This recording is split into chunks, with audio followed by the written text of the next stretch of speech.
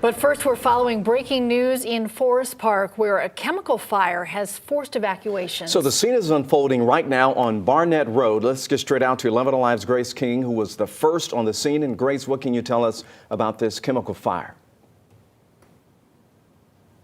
Well, thankfully, it seems the danger is over. There are still authorities on scene just checking everything out to make sure everything's still good.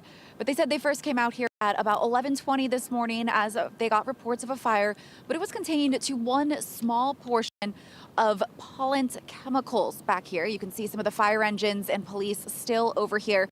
They said they were able to get that out and contain so that it didn't reach any of the other chemicals. Again, there's a couple chemical manufacturing companies over here. So the biggest concern is if it were to spread, it could hit of those other chemicals and have reactions. That's why they went ahead and issued an evacuation order or shelter in place order, depending on what your safety was, what you felt your safety was, just to make sure in case anything were to happen, they wanted everyone to be safe and indoors. That shelter in place evacuation order is still in place. They have the EPA and EPD out here testing air. So far, everything looks good. There doesn't seem to be any kind of respiratory impact.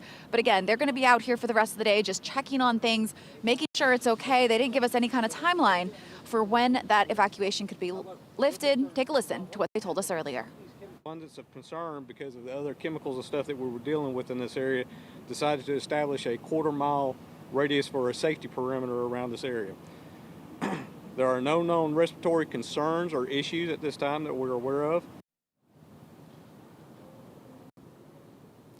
And again, no known safety or respiratory issues that we are aware of at this point. They are checking everything out to make sure the EPA and EPD will continue to stay on scene and continue testing things. We know that sometimes chemicals can get worse at night, so they'll probably be here throughout the night just to make sure everything's okay. But again, at this point, the danger does seem to be over. Live in Forest Park, Grace King, 11 Alive News. And hopefully everyone stays safe tonight. Grace, thanks a lot for the update there.